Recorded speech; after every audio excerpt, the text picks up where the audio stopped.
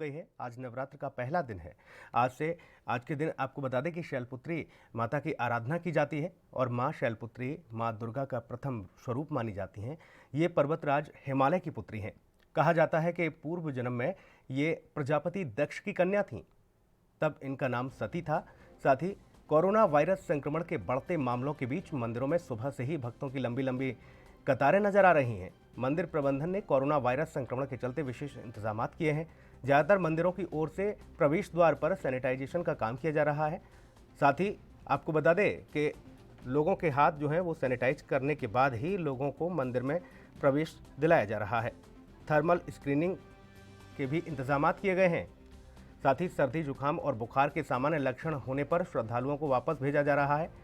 तो नवरात्र की धूम देखी जा रही है। कोरोना काल में जो मंदिर खुले हैं वो सीधे तौर पर आपको ये बता दें कि अब श्रद्धालु वहां पर मनोकामना के लिए पहुंच रहे हैं।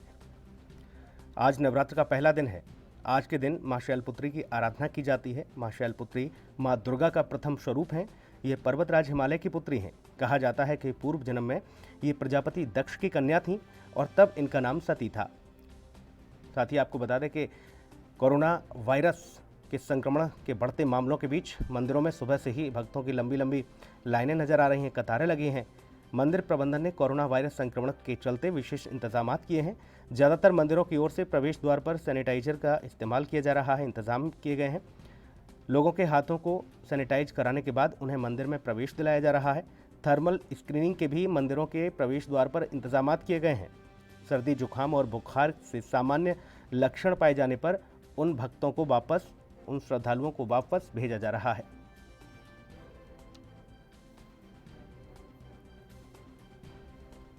तो नवरात्र का पहला दिन मंदिरों में भक्तों की भीड़ उमड़ती नजर आ रही है। पहले दिन की अगर बात की जाए तो मां शैलपुत्री की आराधना की जाती है। मां शैलपुत्री मां दुर्गा का प्रथम स्वरूप मानी जाती हैं। नवरात्र की धूम देखी जा रही है। हालांकि कई राज्यों में मंदिरों को नहीं खोला गया है, लेकिन जिन राज्यों में मंदिरों को खोला गया है वहां पर श्रद्धालुओं का जमावड़ा साफ तौर पर देखने को मिल रहा है। लंबी लंबी कतारें भी दिख रही हैं। लोग पहुंच रहे हैं माता के दर्शन के लिए।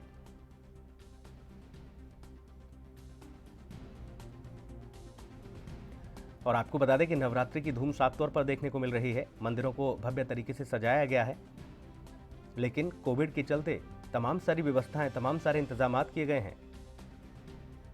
श्रद्धालुओं की थर्मल स्क्रीनिंग की जा रही है।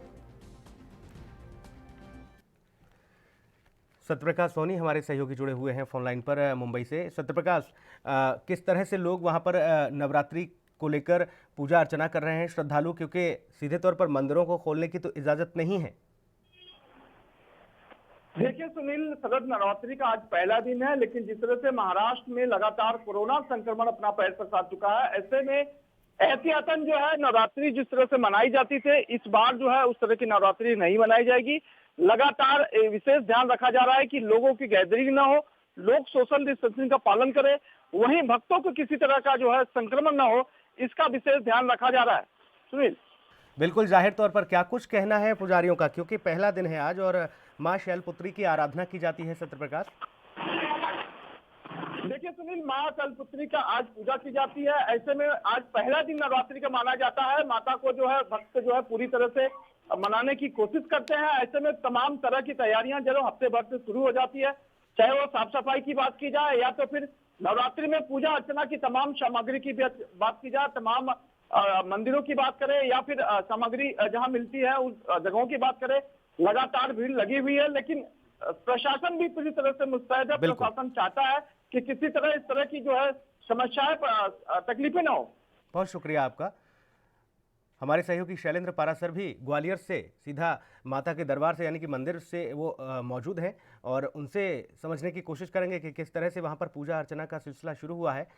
नवरात्रि का पहला दिन है शैलेंद्र आज, और माँ शैलपुत्री की पूजा विशेष तौर पर मानी जाती है। पहले दिन माँ दुर्गा का पहला स्वरूप मानी जाती हैं शैलपुत्री माता। ऐसे में भक्त लोग जो पहुँच रहे हैं, किस तरह की उनकी बातें निकलकर सामने आ रही हैं, क्योंकि आम दिनों में तो ऐसे हालात नहीं होते थे, क्योंकि कोरोना वायरस की वजह से, कोरोना महामारी की वजह से लंबे अरसे से मंदिरों के दरवाजे बंद थे, पट बंद थे। अब खोले गए हैं और लोग पहुंच भी रहे हैं। बिल्कुल सुनील जी, बताना चाहूँगा जिस तरह से आज माँ दुर्गा शैलपुत्री का आज पहला दिन हो और बताना चाहूँगा कि श्रद्धालुओं की बात करें तो ग्वालियर के करौली माता मंदिर पे मौजूद है। ये मंदिर काफी शक्तिपीठ है। मैं आपको दिखाना चाहूँगा श्रद्धालुओं का लोग पालन कर रहे हैं और यहाँ दिखाना चाहूँगा कि जिस तरह से श्रद्धालुओं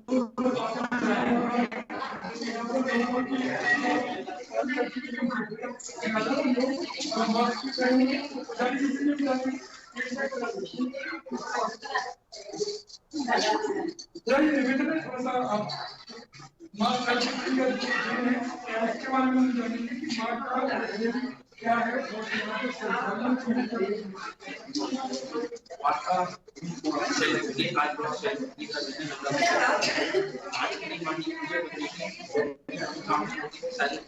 इसकी भी साइड में सामने से मत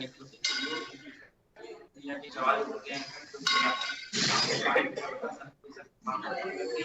और वहाँ से प्रार्थना करते हैं माँ का पूरा करना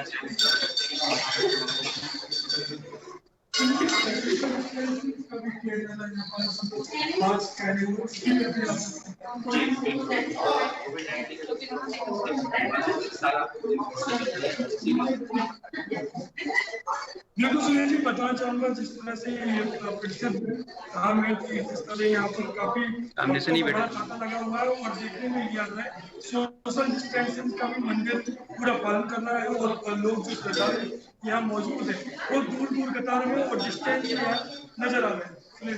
बिल्कुल जाहिर तौर पर सत्यप्रकाश भी हमारे सहयोगी बने हुए हैं मुंबई से। सत्यप्रकाश, आप दिखाएं वहां पर किस तरह से श्रद्धालु पहुंच रहे हैं और जरा वहां पर चीज़ों को समझने की कोशिश करें। भक्तों की अगर बात की जाए तो भक्त जो है क्या कुछ मनोकामनाएं लेकर पहुंच रहे हैं माता के दरबार में? देखिए सुनील, शरद नवरात्रि का पहला दिन है। जिस तरह से पंडालों में तैयारियां की जाती है, इस समय मुंबई के कांदिवली क्रांतिनगर इलाके में एक पंडाल में उपस्थित है। माता जी की प्रतिमा रख दी गई है। पंडित जी लगातार प्रतिमा को स्थापना की जो तैयारियां होती है, विधि विधान होता है, उसको लेकर तैयारियां शुरू कर दी। हालांकि कोरोना काल है, ज्यादा भीड़ नहीं रह सकते हैं। सबसे अहम बात सोशल डिस्टेंसिंग का पालन करते हुए माता का दर्शन करना होगा। ऐसे में पंडित जी हमारे साथ है, वो जानकारी देंगे कि इस पूरे नवरात्रि के दौरान किस तरह की पूजा अर्चना की जाएगी। पंडित जी आइए आगे। जी जय माता दी। जी सभी भक्तों से मैं प्रार्थना करता हूँ कि माता सीता सबको सद्बुद्धि और ज्ञान दे और जो इस महामारी फैली हुई है, ये मैं निवेदन करूंगा सभी भक्तों के साथ मिलकर के कि आए हुए ये महामारी को माता 9 दिन के अंदर अंदर सब देश को स्वतंत्र रखें, सबको खुशहाली रखें और सभी भक्तों को जय माता दी। और यहाँ पर जो व्यवस्था दी गई हुई है, सबसे पहले सैनिटाइजर की व्यवस्था की गई है जो कि आपके सामने रखा हुआ है और सोशल डिस्टेंसिंग से सभी को माँ का दर्शन मिलेगा, सभी को प्रसाद मिलेगा। आरती का व्यवस्था जो है वो सोशल डिस्टेंसिंग को ध्यान में रखते हुए इस प्रकार से माँ की पूजा का ध्यान में रखते हुए और कानून व्यवस्था को जो हिदायत दी गई है कि विशेष ध्यान दें, उस प्रकार से हम सब माँ की सेवा करेंगे और पूजा पाठ करेंगे। पंडित जी, हर बार की तरह इस बार नवरात्रि नहीं मनाई जाएगी। हर बार डांडिया गरबा होता था, तमाम बड़े आयोजन होते थे, इस बार आयोजन नहीं किया जाएगा। क्या माता की प्रतिमा के सामने इस तरह की कोई और व्यवस्था की जाएगी जैसे लोग माता जी की भक्ति में अपना समय व्यतीत कर सकें? जी सर, उसकी व्यवस्था की गई है। हम अपने तन मन से माँ का आरती करेंगे, पूजा पाठ करेंगे और ये बाजा जो साउंड वगैरह लगते थे ये सब इस बार नहीं लगेंगे क्योंकि महामारी देश में फैली हुई है। ये सबको ध्यान में रखते हुए इस बार शांति मन से, प्रेम से, यथावत विधि विधान से माँ की पूजा अर्चना की जाएगी और गीत भजन जो भी होगा साउंड लाउड स्पीकर से नहीं होगा, बैठ करके सोशल डिस्टेंसिंग का ध्यान में रखते हुए अपने मन शांति ढंग से होगा, विदाउट साउंड, विदाउट बाजा। तो आप देख पा रहे हैं कि किस तरह से महाराज जी बिल्कुल जाहिर तौर पर सत्यप्रकाश देख पा रहे हैं और समझ भी पा रहे हैं कि भक्त लगातार पहुंच रहे हैं अपनी तमाम मनोकामनाओं को लेकर। बहुत शुक्रिया आपका तमाम महत्वपूर्ण जानकारी के लिए। अब बात होगी बलिया कांड में एक्शन की। जी हाँ, उत्तर प्रदेश के बलिया जिले में हुए गोलीकांड की गाज पुलिस विभाग पर गिरी है। इस सनसनीखेज हत्याकांड के मामले में एडीजी के निर्देश पर पुलिस अधीक्षक ने 3 सब इंस्पेक्टर के साथ ही 5 कांस्टेबल और 2 महिला कांस्टेबलों को सस्पेंड कर दिया है। 10 पुलिस वालों के खिलाफ निलंबन की कार्रवाई से हड़कंप मचा हुआ है। माना जा रहा है कि इस मामले में कई और पुलिसकर्मी भी नप सकते हैं। साथ ही आपको बता दें, पुलिस विभाग से मिली जानकारी के मुताबिक घटना के समय मौके पर तैनात रेवती थाने के सब इंस्पेक्टर और हल्का इंचार्ज सूर्यकांत पांडे, एसआई सदानंद यादव, गोपाल नगर के पुलिस चौकी के इंचार्ज कमला सिंह के साथ ही रूपेश पांडे, रिंकू सरोज, आनंद चौहान, राम प्रसाद और महिला कांस्टेबल प्रीति यादव के साथ ही सोनल सिंह को निलंबित किया गया। इसके साथ ही आपको बता दें, पुलिस अधीक्षक ने सीओ के हमराह सिपाही को भी सस्पेंड कर दिया है। इस मामले में मुख्यमंत्री के निर्देश पर यह कार्रवाई की गई है। आपको बता दें कि एसडीएम बैरिया और सीओ बैरिया को भी निलंबित किया जा चुका है, सस्पेंड किया जा चुका है इन्हें। इस घटना की अगर बात की जाए, मुख्य आरोपी का एक अब वीडियो सामने आता है जिसमें वो कहता है कि उसने गोली नहीं चलाई है।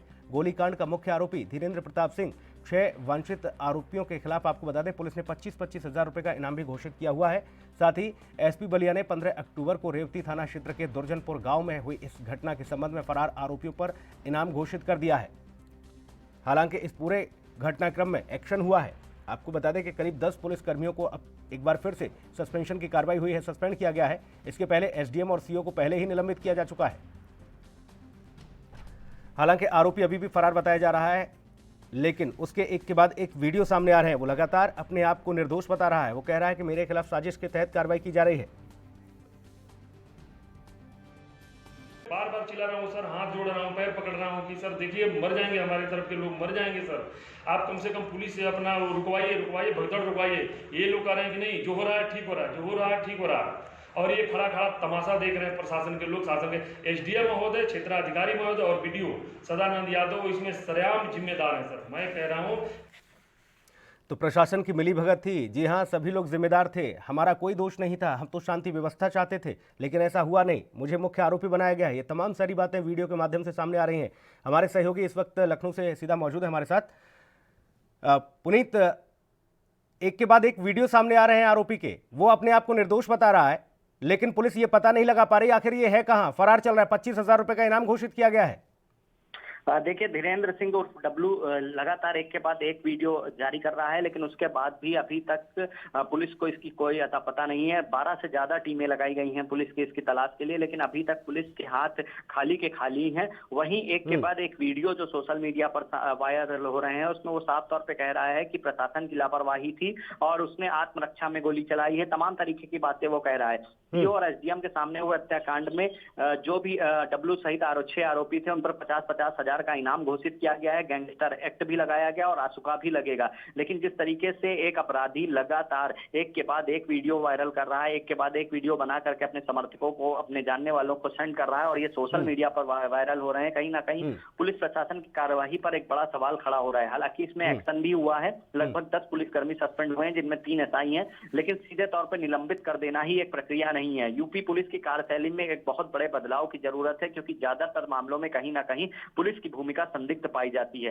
2 शहरों में कमिश्नरेट भी किया गया, लखनऊ और नोएडा जैसे बड़े शहरों में, और इस प्रणाली को आगे भी लागू करना था, लेकिन जहां भी कमिश्नरेट भी लागू किया गया है वहां भी इसका कोई असर दिखाई नहीं दे रहा है। ऐसे में कानून व्यवस्था पर विपक्ष लगातार सवाल खड़े कर रहा है और यूपी पुलिस को अब कहीं ना कहीं एक सख्त एक्शन दोषी पुलिसकर्मियों के खिलाफ लेना ही होगा। जी बिल्कुल, जाहिर तौर पर निलंबन की कार्रवाई हुई है, लेकिन क्या भरपाई है पुनीत मोहन? क्योंकि घटना घट जाती है और एक बड़ा दाग एक बार फिर से सरकार के माथे पर लग जाता है। विपक्ष को बैठे बिठाए तमाम मुद्दे मिल जाते हैं। जाहिर तौर पर एक तरफ जहां प्रदेश में कानून व्यवस्था को मजबूत करने के लिए तमाम कशमकश की जा रही है, लेकिन उसका असर तो नहीं दिख रहा। एक के बाद एक बड़ी घटनाएं सामने आ जाती हैं। देखिए, सीधे तौर पर सुनील, 13 से 14 महीने बचे हैं उत्तर प्रदेश में इलेक्शन को। ऐसे में कहीं ना कहीं मुख्यमंत्री योगी आदित्यनाथ को अब इस बात को समझना होगा कि निलंबन केवल एक कार्यवाही कर देने से कानून व्यवस्था में कोई बदलाव नहीं आने वाला है। संजीव यादव अपहरण और हत्याकांड जो कानपुर में हुआ था, उसमें इंस्पेक्टर साफ उनके परिवार वालों से कह रहा था कि ज्यादा से ज्यादा क्या होगा, सस्पेंड कर दिए जाएंगे। ऐसे में अगर पुलिस वालों की ये कार्यशैली है और उनको सस्पेंशन की आदत पड़ चुकी है, तो अब एक एक्शन की जरूरत है। चाहे वो विकास दुबे का कांड हो, चाहे वो बलिया का कांड हो, जिस पुलिसकर्मी की भूमिका संदिग्ध लगे, जिसकी संलिप्तता पाई जाए, उसके ऊपर कठोर कार्रवाई हो। तुरंत सस्पेंड करने के साथ ही कानूनी कार्रवाई करके पकड़कर जेल भेजा जाए। एक एसपी पाटीदार जो महोबा में एक व्यापारी को धमकी देते हैं, आज तक एसपी का पता नहीं लगा पा रही है यूपी पुलिस। जो विकास दुबे जैसे कांड में गाड़ी जिसकी पलटा करके एनकाउंटर तक की हो जाता है, लेकिन आज तक एसपी पाटीदार को पकड़ नहीं पाई है। कानून व्यवस्था को लेकर के विपक्ष हावी है और ये लगातार हावी रहेगा जब तक कि पुलिस की कार्यशैली में किसी तरह का कोई बदलाव नहीं आता है। जी, और ये 25,000 का जो इनाम घोषित किया गया है, साफ तौर पर बताता है कि पुलिस की नाकामी कितनी है, क्योंकि एक के बाद एक वीडियो सामने आ जाते हैं, आप इनाम घोषित करने में लगे। देखिए सुनील, सीधे तौर पर जो वीडियो सबसे पहले घटना स्थल का है, उस वीडियो को अगर हम देखेंगे तो पुलिस कर्मियों ने धीरेन्द्र सिंह को पकड़ लिया था, लेकिन उसके थोड़ी देर बाद एक मैसेज वायरल होता है कि धीरेन्द्र सिंह वहां से भाग निकला। तो कहीं ना कहीं पुलिस वालों की भूमिका संदिग्ध थी। कहीं ना कहीं जो एसडीएम और सीओ खड़े थे, उनको ये बात पता थी कि दो पक्षों के बीच में विवाद चल रहा है और ये विवाद आगे बढ़ सकता है, लेकिन उसकी कोई तैयारी नहीं करी गई थी। कार्रवाई के नाम पर केवल एसडीएम और सीओ को सस्पेंड कर दिया जाता है और ये बात कही जाती है कि अगर भूमिका संदिग्ध पाई गई तो आगे कानूनी कार्रवाई होगी। लेकिन सवाल ये उठता है कि वही बलिया की पुलिस, वही सीओ के अंडर में काम किए हुए पुलिसकर्मी जांच करेंगे तो कैसे इनकी भूमिका संदिग्ध पाई जाएगी और कैसे इनके ऊपर कार्रवाई होगी। जब तक बड़े से लेकर के निचले लेवल के जो भी पुलिसकर्मी हैं उनके ऊपर सख्त कार्रवाई नहीं होगी, एक कानूनी एक्शन नहीं होगा, तब तक किसी भी तरह की कार्यशैली में बदलाव आने वाला नहीं है। लगातार अपराधी एक के बाद एक वीडियो सोशल मीडिया पर वायरल कर रहा है, लेकिन यूपी की हाईटेक कही जाने वाली पुलिस अभी तक अपराधी को पकड़ने में नाकाम है। जी बिल्कुल, अपराधी तो गिरफ्त में नहीं है, लेकिन ऐसे में जो वीडियो वायरल हो रहे हैं और जो बताया जा रहा है कि हमारी तरफ से देखिए किस तरह की पहल की गई थी, लेकिन सीधे तौर पर साजिशन के तहत प्रशासन की मिली भगत के चलते ये सारा खेल हुआ। हालांकि एसडीएम और सीओ को तत्काल प्रभाव से उसी दिन निलंबित कर दिया गया था, लेकिन बावजूद इसके, जैसा कि आप बता रहे हैं पुनीत, कि सिर्फ निलंबन के लिए तो अधिकारी बैठे हुए हैं। वो कह देते हैं एक निलंबन और सही हो जाने तो जो होना है। देखिए सीधे तौर पर निलंबन का अधिकारियों में कोई डर नहीं रह गया है। अगर हम सीधे ताजे उदाहरण की बात करते हैं, संजीव यादव कांड में जो एसपी अपर्णा गुप्ता वहां पर थी, आईपीएस अधिकारी, जिनके सामने, उनकी पूरी टीम के सामने 30 लाख रुपए की फिरौती से भरा बैग अपराधी लेकर के फरार हो जाते हैं। उसके बाद संजीव का मर्डर कर दिया जाता है, लेकिन 2 महीने का निलंबन होता है, 2 से ढाई महीने के बाद उनको पुनः तैनाती दे दी जाती है। ऐसे में सीधे से एक सवालिया निशान खड़ा होता है कि अधिकारियों के ऊपर केवल 2 महीने 3 महीने का अगर निलंबन होगा तो कहीं ना कहीं इस तरीके के जो कांड है वो लगातार बढ़ते रहेंगे, क्योंकि विकास दुबे कांड में भी पुलिस की भूमिका संदिग्ध रही है। बलिया का कांड का वीडियो वायरल है जिसमें पुलिस अपराधी को पकड़ती है और उसके बाद मैसेज आता है कि अपराधी भाग निकला है। तो कहीं ना कहीं निलंबन एक कार्रवाई नहीं है, निलंबन के साथ साथ एक सख्त कार्रवाई होनी चाहिए, फिर चाहे वो एसपी हो, चाहे वो सीओ हो, या फिर इंस्पेक्टर हो, या फिर कोई सिपाही हो। अगर किसी की भूमिका संदिग्ध पाई जाती है तो उसके ऊपर कानूनी कार्रवाई करनी होगी। और ये प्रक्रिया आज से नहीं, पिछले कई वर्षों से चली आ रही है कि कोई भी मामला होता है सबसे पहले निलंबन कर देते हैं और धीरे से थोड़े दिन बाद वही अधिकारी चुपचाप तैनाती भी ले लेता है। इस तरीके से कहीं ना कहीं अपराधों पर लगाम लगने वाला नहीं है और मुख्यमंत्री को अब इस बात को समझना होगा कि 13 से 14 महीने यूपी के इलेक्शन को बचे हैं और जिस तरीके से एक के बाद एक केस सामने आते हैं, बाराबंकी का भी नाबालिग कांड, हाथरस का नाबालिग रेप हत्याकांड और अब बलिया का कांड, कहीं ना कहीं सरकार की कानून व्यवस्था पर एक सवालिया निशान खड़ा कर रहे हैं और अब सरकार को एक बार पुनः विचार करना होगा। जी बहुत शुक्रिया पुनीत आपका तमाम महत्वपूर्ण जानकारी के लिए। वक्त एक ब्रेक का है, जल्द लौटेंगे।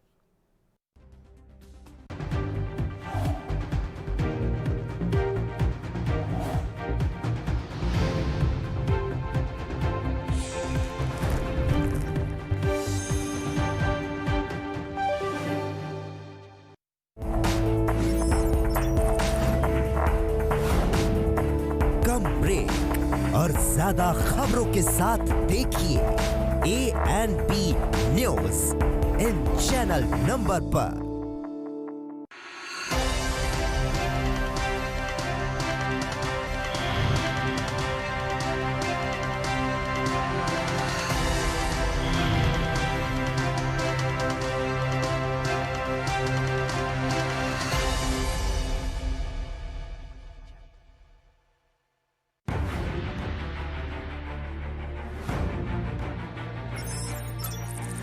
खबर चाहे सियासत की हो या सरकार की, खबर चाहे भ्रष्टाचार की हो या गुनहगार की, दिन भर में क्या रहा देश जगत का हाल, किस मुद्दे ने बनाई किसकी सरकार, रखते हैं हम सब पर नजर, पहुंचाते हैं हम हर खबर। हम हैं ANP न्यूज।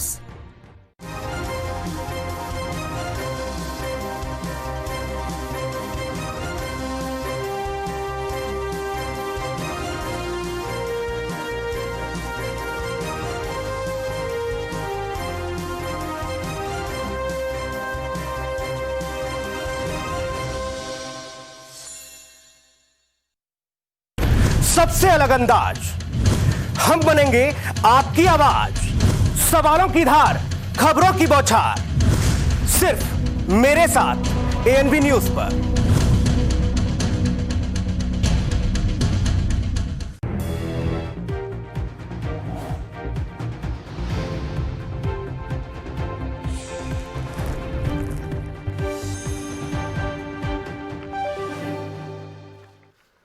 ब्रेक के बाद स्वागत है आपका और बात होगी घाटी में हुए एनकाउंटर की। जी हां, जम्मू कश्मीर के अनंतनाग के लारनू इलाके में शनिवार सुबह से आतंकवादियों और सुरक्षा बलों के बीच मुठभेड़ जारी है। जी हां, पुलिस और सुरक्षा बल ऑपरेशन को अंजाम दे रहे हैं।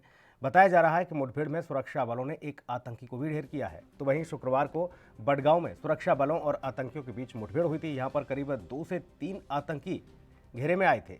जानकारी के मुताबिक एनकाउंटर बडगांव जिले के नागम चाडूरा इलाके में हुआ था। साथ ही आपको बता दें कि सर्दियों का मौसम होने के कारण आतंकी गतिविधियां लगातार बढ़ रही हैं, लेकिन सुरक्षा बल पूरी तरह से मुस्तैद हैं और एक्शन लगातार लिया जा रहा है। इसी महीने में शोपियां, बडगांव, श्रीनगर, कुलगांव समेत कई इलाकों में सुरक्षा बलों ने ऑपरेशन चलाकर कई आतंकियों को ठिकाने लगाया है, मौत के घाट उतारा है। तो जम्मू कश्मीर के अनंतनाग के लारनू इलाके में शनिवार सुबह आतंकवादियों और सुरक्षा बलों के बीच मुठभेड़ हुई है। ये मुठभेड़ लगातार जारी बताई जा रही है। रविंद्र हमारे सहयोगी ज्यादा जानकारी के साथ फोन लाइन पर मौजूद हैं। रविंद्र, घाटी में एनकाउंटर लगातार जारी है, एक के बाद एक इन जो आतंकी हैं उनसे लोहा लेने के लिए हमारे सेना के जवान डटे हुए हैं। जी सुनील, देखिए लगातार आतंकियों पर शिकंजा कसा जा रहा है, क्योंकि कश्मीर घाटी में आतंकवाद को खत्म किया जा रहा है। क्योंकि जब भाजपा सरकार केंद्र में आई थी तो साफ कहा था कि जल्द ही आतंकवाद को वहां से समाप्त किया जाएगा। और जो कश्मीरी पंडित 90 के दशक में वहां से पलायन कर गए थे आतंकवाद के चलते, वहां पर उनके ऊपर काफी अत्याचार हुआ था, तो उनको वापस फिर से बसाया जाएगा। अगर आतंकवाद घाटी के अंदर खत्म होता है तो सबसे बड़ी बात यह है कि वहां के युवा को रोजगार मिलेगा और अमन शांति जो है वो लौटेगी। और इसी वजह से लगातार आतंकियों पर शिकंजा जो है कसा जा रहा है। उनके हाइडआउट बस्ट किए जा रहे हैं, उनके ओवरग्राउंड वर्कर जो है, अंडरग्राउंड वर्कर है, उनको पकड़ा जा रहा है। आए दिन एनकाउंटर हो रहा है और अभी तक इस साल में 183 आतंकी जो है वो मारे जा चुके हैं। हालांकि घुसपैठ की कोशिशें पाकिस्तान की तरफ से हो रही हैं, लेकिन सेना बिल्कुल अलर्ट है और आए दिन वहां पर भी जो घुसपैठिए हैं वो मारे जा रहे हैं। तो ये कुल मिलाकर अगर बात की जाए तो इस साल सुरक्षा बलों को बड़ी कामयाबी जो है वो मिल रही है। जी रविंद्र, लेकिन सबसे महत्वपूर्ण सवाल यह है कि एक के बाद एक जो मुठभेड़ हो रही है सेना और आतंकियों के बीच में, ये आतंकी अंदर दाखिल कैसे हो जाते हैं? क्योंकि जाहिर तौर पर, सीधे तौर पर वहाँ तो सुरक्षा का इतना कड़ा पहरा है कि किसी भी तरह की घुसपैठ को जो है सुरक्षा बल नाकाम कर देते हैं। क्या ये लोग स्थानीय बताए जा रहे हैं? क्या लोग भारत के ही रहने वाले हैं? ये लोग ये यहीं के? जी बिल्कुल, देखिए ये कुछ स्थानीय आतंकी हैं और जो विदेशी आतंकी हैं वो भी मारे जा रहे हैं। अभी कुछ दिन पहले ही एक एनकाउंटर हुआ था जिसमें एक पाकिस्तानी आतंकी जो था वो मारा गया था, वो कमांडर था। और लगातार उनके ऊपर शिकंजा जो है वो कसा जा रहा है। मैं आपको बताऊं कि 250 से 300 आतंकी जो हैं, जो डीजीपी हैं जम्मू कश्मीर पुलिस के, वो भी बता चुके हैं, सेना के बड़े अधिकारी बता चुके हैं कि 250 से 300 आतंकी जो हैं वो घाटी के अंदर पहले से ही मौजूद है। हालांकि उसके बाद से लगातार बिल्कुल रविंद्र, बड़ा सवाल है ये कि 250 से 300 आतंकी घाटी के अंदर पहले से ही मौजूद है। अनिल गुप्ता, रिटायर्ड ब्रिगेडियर, इस वक्त रविंद्र हमारे साथ जुड़े हुए हैं फोन लाइन पर। अनिल गुप्ता जी, बहुत स्वागत है आपका एएनबी न्यूज में। धन्यवाद सुनील। अनिल गुप्ता जी, देखिए एक बयान भी आता है कि 250 से 300 आतंकी ऐसे हैं जो कि घाटी में सक्रिय हैं। हालांकि एक के बाद एक लगातार जो मुठभेड़ हो रही है घाटी में, एनकाउंटर पर एनकाउंटर हो रहे हैं, आतंकियों को खत्म किया जा रहा है, लेकिन कितनी बड़ी चुनौती मानते हैं आप इसे? देखिए चुनौती नहीं है, 180 आतंकवादी अभी तक इस साल मारे गए हैं और मारे जाएंगे। जो अंदर घुसे हैं वो तो मरने ही है, उसमें कोई शक नहीं है। जो जिसने भी देश के खिलाफ हथियार उठाया है उसका एक ही अंजाम है और वो है मौत। ये सिर्फ वक्त की बात है। पहले जो टेररिस्ट थे उनकी लाइफ 2 से 3 साल होती, आजकल 0 से 1 साल है। तो आपने देखा किस प्रकार कल एक आतंकवादी ने सरेंडर भी किया जो 2 पहले आतंकवाद में शामिल हुआ था। तो इस तरह से आतंकवादियों की लाइफ घटती जा रही। और जब तक हमारा एंटी स्ट्रांग रहेगा और ज्यादा लोग इन्फिल्ट्रेट नहीं कर पाए, आप देखेंगे इसका वक्त बाद। इन्फिल्ट्रेशन के बारे में आपको बता दूं कि अभी कुछ दिन पहले और राजू एक प्रेस कॉन्फ्रेंस की, उन्होंने ये कहा था पिछले साल इस वक्त 130 आतंकी अंदर के थे, लेकिन इस साल अभी तक तो 30 कामयाब हुए हैं। तो ये भी बहुत बड़ी कामयाबी है सुरक्षा बलों के लिए। तो इसलिए धीरे धीरे आप देखेंगे कि आतंकवाद का सफाया हो रहा है। बिल्कुल, आतंकवाद का सफाया हो रहा है और एक के बाद एक लगातार जो आतंकियों को मारा जा रहा है। वो भी बड़ी बात है। ऐसे में हाल ही में अगर गतिविधियों की बात की जाए तो सुरक्षा बल पूरी तरह से तो मुस्तैद हैं, एक्शन भी लिया जा रहा है, लेकिन शोपियां, बड़गांव, श्रीनगर, कुलगांव समेत कई इलाके ऐसे हैं जहां पर दहशतगर्द लगातार देखिए हेलो जी हेलो हेलो जी अनिल जी, आवाज आ रही है आपकी? हेलो अनिल जी, आवाज आ रही है आपकी? हेलो, लगता है अनिल जी तक हमारी आवाज नहीं पहुंच पा रही है। रविंद्र हमारे सहयोगी लगातार बने हुए हैं। रविंद्र, आपको आवाज मिल रही है? रविंद्र, आपको आवाज मिल रही है? लगता है रविंद्र तक भी आवाज नहीं पहुंच पा रही है। तो आपको बता दें कि जम्मू कश्मीर के अनंतनाग के लारनू इलाके में शनिवार सुबह से आतंकियों और सुरक्षा बलों के बीच मुठभेड़ जारी है। पुलिस और सुरक्षा बल का जो ऑपरेशन चल रहा है वो सीधे तौर पर ऑपरेशन सफाया है। आपको बता दें कि बताया जा रहा है कि मुठभेड़ में सुरक्षा बलों ने एक आतंकी को ढेर किया है। शुक्रवार को बड़गांव में सुरक्षा बलों और आतंकियों के बीच मुठभेड़ हुई थी। यहाँ करीब 2 से 3 आतंकी घेरे में आए। जानकारी के मुताबिक ये एनकाउंटर बड़गांव जिले के नागम चाडुरा इलाके में हुआ था।